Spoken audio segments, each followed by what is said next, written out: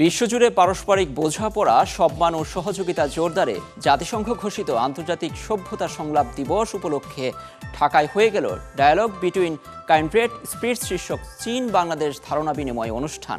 চীনা দূতাবাস ও association of Bangladesh China অ্যালামনাইয়ের যৌথ আয়োজনে এটি অনুষ্ঠিত হয়েছে। ঐতিহ্যবাহী ও নান্দনিক চীনা আবহে মুখরিত হয়ে ওঠে ঢাকার আগারগাঁওয়ে অবস্থিত জাতীয় গ্রন্থাগার প্রাঙ্গণ। সেখানে অনুষ্ঠিত হয় ডায়ালগ বিটুইন কাইন্ড্রেড স্পিরিটস শীর্ষক চীন বাংলাদেশ ধারণা বিনিময় অনুষ্ঠান। বাংলাদেশ ও চীনের শিক্ষক শিক্ষার্থীদের মনোমুগ্ধকর সাংস্কৃতিক পরিবেশনার মধ্য দিয়ে শুরু হয় বর্ণাঢ্য এই আয়োজন। নগদ নিয়ে এলো হার না মানা হার অফার। সর্বনিম্ন 10,000 টাকা রেমিটেন্স নগদে পাঠালে থাকছে স্বর্ণের হার জেতার সুযোগ,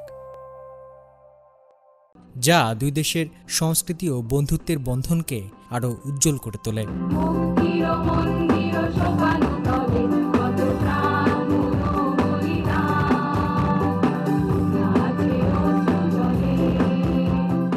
বাংলাদেশে অবস্থিত চীনা দূতাবাস এবং association of Bangladesh China alumni অ্যাপকা এর যৌথ আয়োজনে অনুষ্ঠিত এই অনুষ্ঠানে অতিথি হিসেবে উপস্থিত ছিলেন বাংলাদেশের সংস্কৃতি বিষয়ক মন্ত্রী নিতাই রায়চৌধুরী এবং বাংলাদেশে নিযুক্ত চীনা রাষ্ট্রদূত ইয়াও ওয়েন।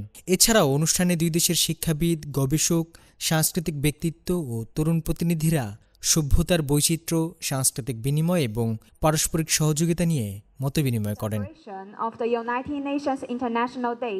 অনুষ্ঠানে শিক্ষা, সংস্কৃতি, তারুণ্য ও গণমাধ্যম সহ বিভিন্ন ক্ষেত্রে বাংলাদেশের সাথে সম্পর্ক উন্নয়নে চীনের গভীর আগ্রহের কথা পুনর্ব্যক্ত করেন চীনা রাষ্ট্রদূত। দক্ষিণ এশিয়ার সভ্যতার এক গুরুত্বপূর্ণ অংশ বাংলাদেশ।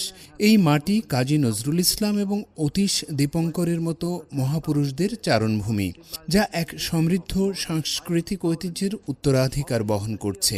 বর্তমান বৈশ্বিক প্রেক্ষাপটে চীনের প্রেসিডেন্ট শি জিনপিং কর্তৃক প্রস্তাবিত বিশ্ব সভ্যতা উদ্যোগ অত্যন্ত সময়োপযোগী। আমরা শিক্ষা, সংস্কৃতি, তারুণ্য ও গণমাধ্যম সহ অন্যান্য গুরুত্বপূর্ণ ক্ষেত্রে পারস্পরিক বিনিময়কে আরও গভীর করতে বাংলাদেশের সাথে কাঁধে কাঁধ মিলিয়ে কাজ করতে সম্পূর্ণ প্রস্তুত। দুই দেশের ঐতিহাসিক ও সাংস্কৃতিক বন্ধনকে আরও গভীর করে তোলার বিষয়ে জোর দেন বাংলাদেশের সংস্কৃতি বিষয়ক মন্ত্রী। বাংলাদেশ ও চীনের মধ্যে সম্পর্ক শুধু ঐতিহাসিক নয়, তা অত্যন্ত গভীর। প্রত্নতত্ত্ব, শিল্পকলা এবং প্রাতিষ্ঠানিক ক্ষেত্রে আমাদের সহযোগিতা আজ এক অভূতপূর্ব উচ্চতায় পৌঁছেছে। সংস্কৃতি হলো একটি জাতির আত্মা, আর সংলাপ হলো সেই সেতু যা দুটি ভিন্ন আত্মাকে এক সুতোয় বেঁধে দেয়। আসুন এই চমৎকার আয়োজনকে কাজে লাগিয়ে আমরা দুই দেশের সাংস্কৃতিক বন্ধনকে আরও সুদৃঢ় করি। অনুষ্ঠানে চীনের পররাষ্ট্রমন্ত্রী ওয়াংই এক বিশেষ ভিডিও বার্তা পাঠান। তিনি বৈশ্বিক দ্বন্দ্ব সংঘাত নিরসনে সংলাপের গুরুত্ব এবং কৃত্রিম বুদ্ধিমত্তা বা এআই সহ নতুন প্রযুক্তির ইতিবাচক ভূমিকা নিয়ে কথা বলেন। পাশাপাশি সাংস্কৃতিক বিনিময় কিভাবে দুই দেশের মানুষের মনস্তাত্ত্বিক দূরত্ব কমিয়ে আনে তা উল্লেখ করেন চীনা দূতাবাসের কালচারাল কাউন্সিলর। এই চমৎকার অনুষ্ঠানটি আয়োজন করতে পেরে আমরা সত্যি অত্যন্ত আনন্দিত। আমি মনে করি সভ্যতার এই সংলাপ আমাদের দুই দেশের মধ্যে চিন্তাভাবনা ও মতবিনিময়ের এক গভীর সুযোগ তৈরি করবে। অনুষ্ঠানে স্বাগত বক্তব্য রাখেন অ্যাপকার সেক্রেটারি মোহাম্মদ শাহাবুল হক।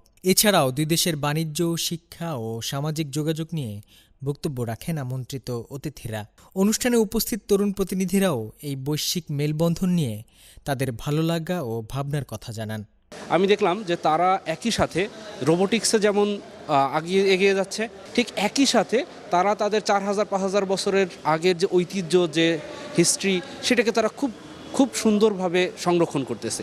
পারস্পরিক শ্রদ্ধা, তারুণ্যের শক্তি এবং চিন্তার এই আদান প্রদান আগামী দিনে দুই বন্ধুপ্রতিম রাষ্ট্রের কূটনৈতিক ও আত্মিক সম্পর্ককে এক নতুন ও অনন্য উচ্চতায় নিয়ে যাবে, এমনটাই প্রত্যাশা আয়োজনে আসা বিশিষ্টজনদের।